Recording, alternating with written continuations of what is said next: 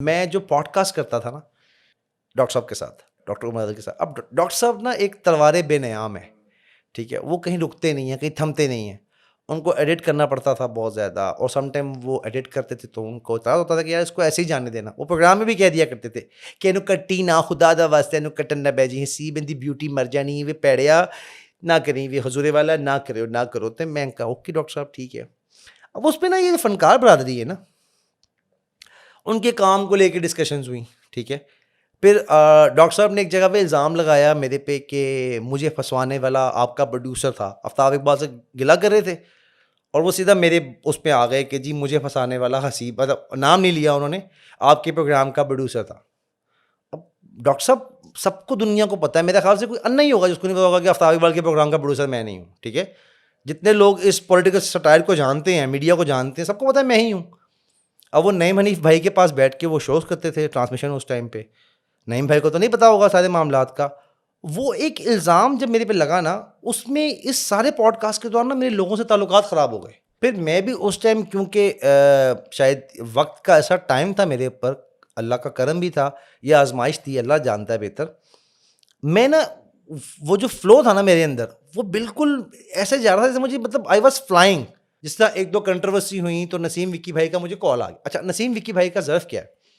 नसीम विक्की भाई के बारे में मैं ये बात करूँगा, उनको ये बात बुरी लगती है ना, वो फ़ोन करते थे और ये एक ताल्लुक के अंदर होना चाहिए कि आपको पता लगा ना कि फ़लाँ, गिला कर दिया। हाँ, कि मुझे पता लगेगा कि यार अली ने मेरी पॉडकास्ट में से अगर खुदा ना खास्ता ये चीज़ को नेगेटिव दिखाया है, मैं आपको कॉल करूँगा कि मेरा ताल्लुक ऐसा है कि अली भाई मैंने तो एक्सक्लूसिवली पॉडकास्ट ही आपको दी थी। मिसाल दे रहा हूँ, ठीक है? XYZ। अब वो नसीम विक्की भाई को 1-2 बातों के ऊपर गुस्सा था, उन्होंने मुझे कॉल की। मैं उल्टे पाँव दौड़ के मैंने जाके माज़रत की। मैंने कहा सर मैं माज़रत ख़्वाह हूँ। बिल्कुल ठीक कह रहे हैं आप। अच्छा, अब हुआ क्या कि मैं और नसीम विक्की भाई हमारा घर वाला ताल्लुक है। अल्लाह ज़िंदगी दे हमारी बहन चाँदनी भाभी को, ठीक है? वो समझाने वाली हैं, उन्होंने डाँटा मुझे, मतलब मेरी बाकायदा सरज़निश हुई। आई एक्सेप्टेड कि मुझसे गलती हुई है।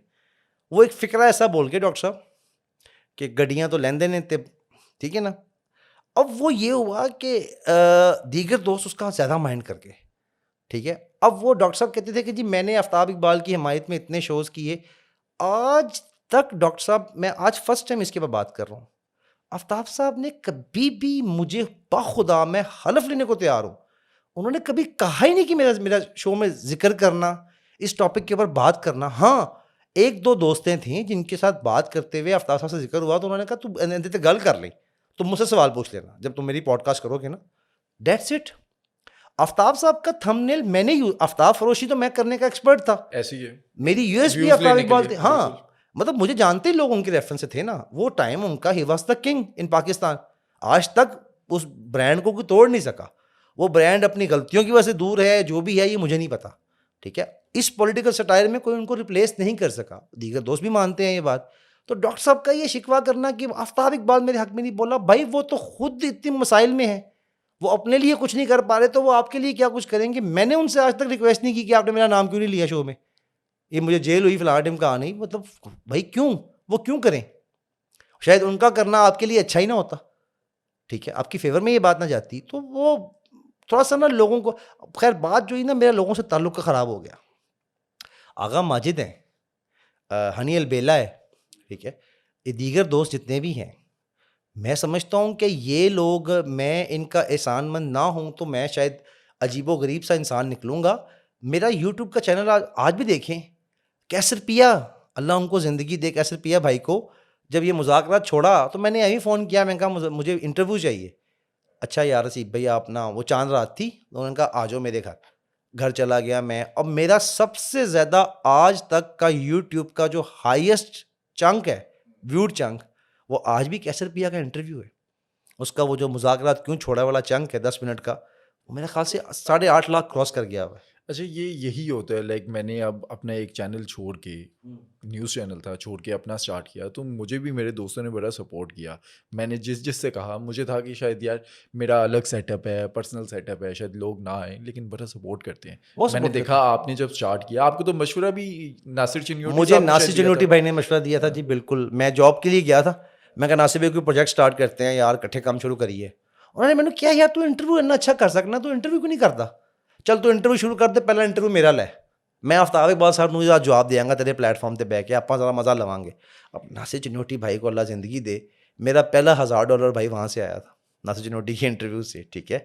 और उनकी वाइफ, उनका भाई, they are all like a family to ऐसे मी, ही ऐसे ही ठीक है। है। मेरी 2-3 सबसे मुलाकातें रही हैं जिनके भी आपने नाम लिए हैं, सब बहुत प्यार करते हैं। अच्छा, अब इनके साथ मेरा क्या हुआ कि ये तो मैंने माफ़ी मांग ली, ठीक है। और फिर लास्ट बट नॉट लीस्ट, आज आपके प्लेटफॉर्म से एंडिंग नोट मेरा ये है कि मैं गुजारिश करना चाहता हूँ दोस्तों से, कुछ आर्टिस्टों को ना हमारी व्यूअर्स ने माफ़ नहीं किया, जो आफ्ताब इकबाल मंच में थे ना, जैसा एक असद कैफ़ी है, एक हनी अलबेला है, इनको आफ्ताब साहब को छोड़ने की सज़ा आज तक अवाम दे रही है, ठीक है। इनके बारे में बैशिंग की जाती है। अच्छा, आफ्ताब साहब ने इनको माफ़ कर दिया है या हाँ, उनका तो हाँ। कोई मसला नहीं होगा? नहीं, उनका इसलिए भी मसला नहीं है, वो कहते ठीक है यार, मुझे सूट कर गया कि हनी अलबेला मुझे छोड़ गया, वरना उसको कहते मैं 35 लाख रुपए कहाँ से बिल्कुल देता हनी अफोर्ड अलबेला ना को। कर सकते। 35 लाख उस टाइम हनी भाई तनख्वाह ले रहे थे दुबई के अंदर, ठीक है। तो आज हनी भाई अगर यूके जाते तो शायद थोड़े से और महंगे हो जाते, ठीक है। असद कैफ़ी का मामला ये था कि असद कैफ़ी की फैमिली इश्यूज कुछ थे, उसके बच्चे बड़े हो रहे हैं, फिर कुछ ऐसी चीज़ें हो गई थी आफ्ताब भाई के उनके दरमियान, असद कैफ़ी के दरमियान,